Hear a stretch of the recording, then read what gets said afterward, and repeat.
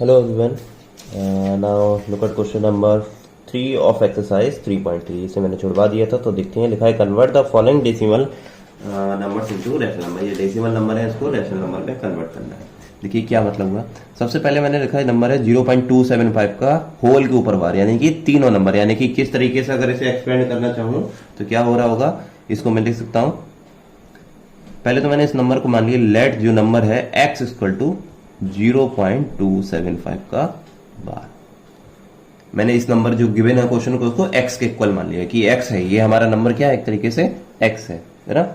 अब इसको जरा अगर मैं एक्सपेंड करके लिखूं तो क्या ये नहीं लिख सकता हूं 0.275 275 275, यानी कि 275 के ऊपर बार का मतलब क्या है, ये तीनों digit as it is repeat हो रही है। अगर एक डिजिट के ऊपर बार लगा होता तो वो सिंगल डिजिट रिपीट हो रही है, बट तीन डिजिट के ऊपर बार लगा है तो यानी कि ये तीनों digit as it is repeat हो रही है। आगे भी लिखना चाहे तो 275 एज इट इज लिख सकते हैं, और यहाँ पे क्या लगाना पड़ेगा आपको, डॉट डॉट डॉट।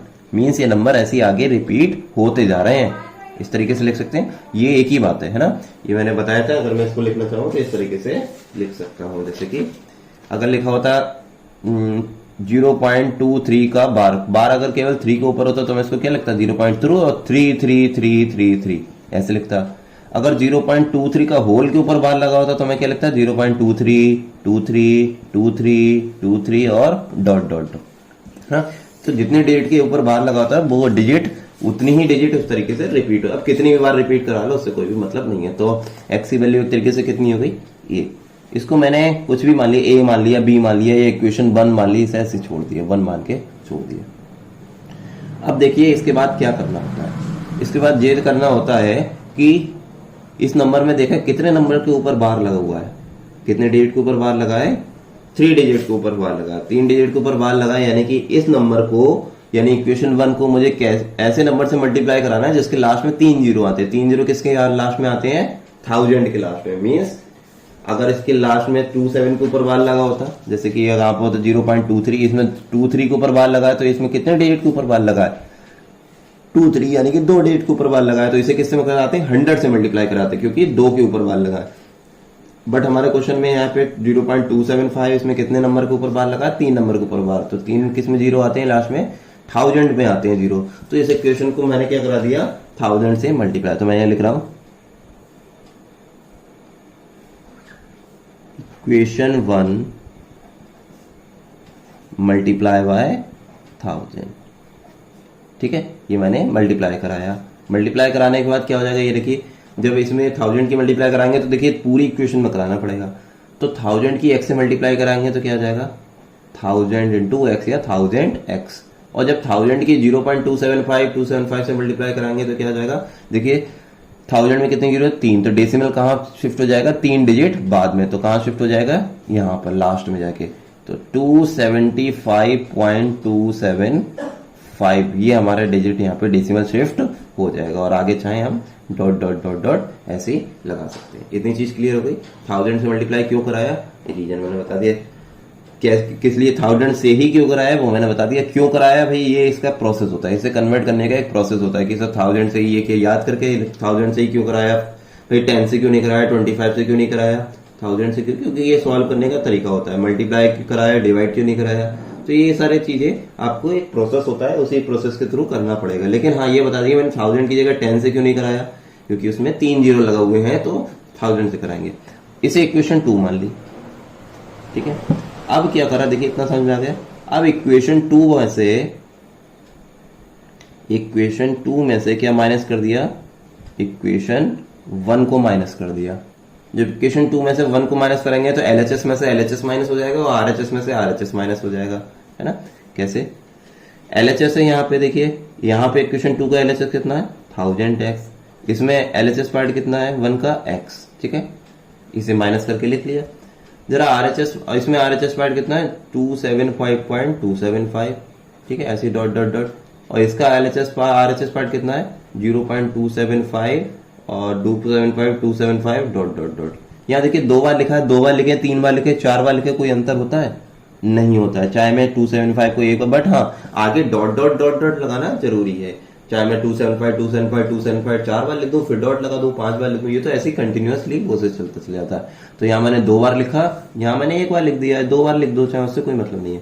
अब देखिए 1000x में से 1x जाएगा तो कितना हो जाता है 999x, 999x।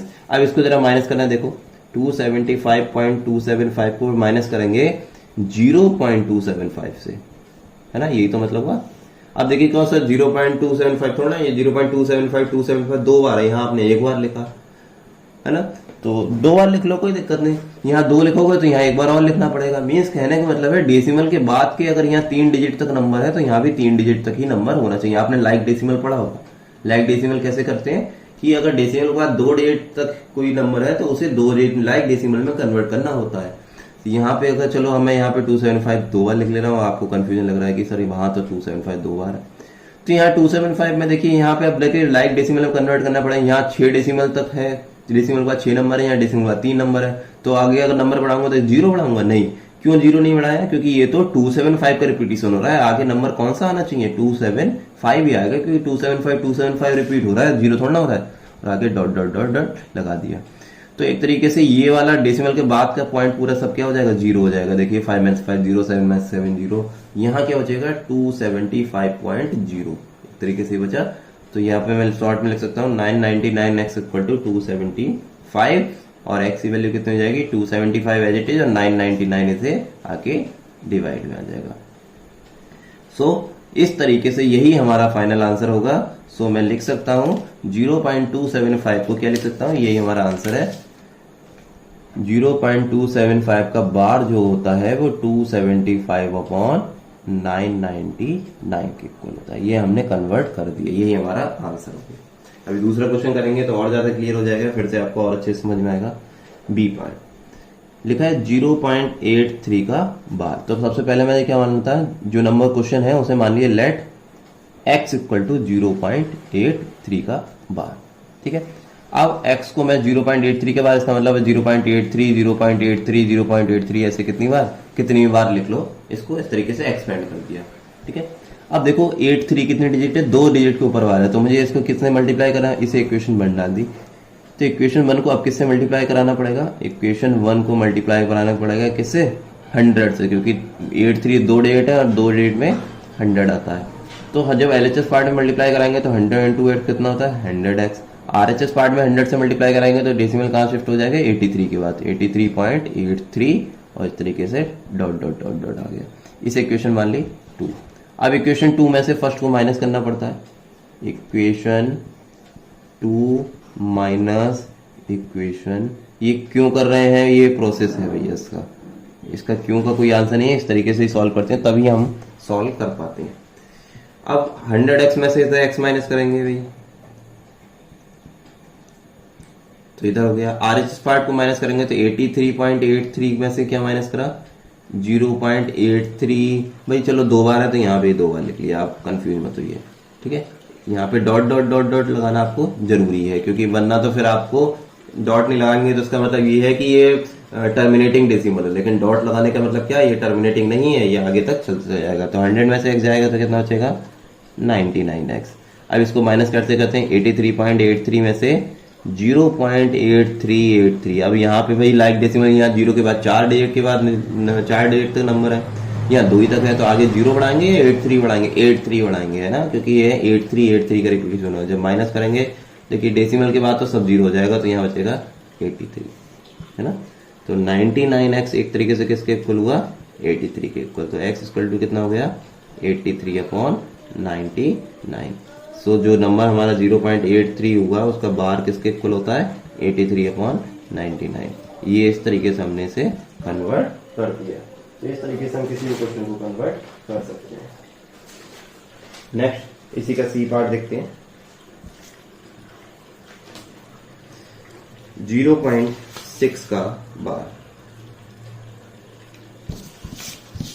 सी पार्ट 0.6 का बार। तो पहले तो सेम x मान लिया, लेट x = 0.6 का बार, ठीक है।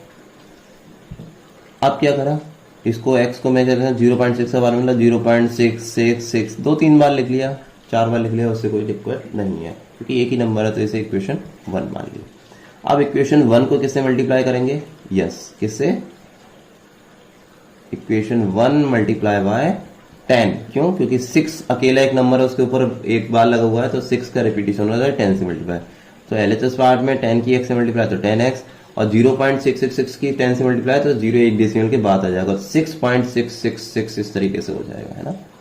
2 बार लिख लो, 3 बार लिख लो, उससे कोई भी मतलब नहीं है, ठीक है। अब क्या करते हैं, इक्वेशन इसे 2 मान लिया, इक्वेशन 2 में से इक्वेशन 1 को माइनस करते हैं, तो 10x में से एक x गया, और इधर 6.666 में से कितना 0.666 माइनस कर दिया, इसे माइनस कर दिया, तो 10x में से x हो जाएगा तो 9x बचेगा, और 6.666 डॉट डॉट डॉट में से 0.666 डॉट डॉट डॉट जब माइनस करेंगे तो डेसिमल के बाद के नंबर हमेशा 0 होता है, और यहाँ बचेगा खाली 6, तो 9x इक्वल टू एक तरीके से बचेगा 6, है ना।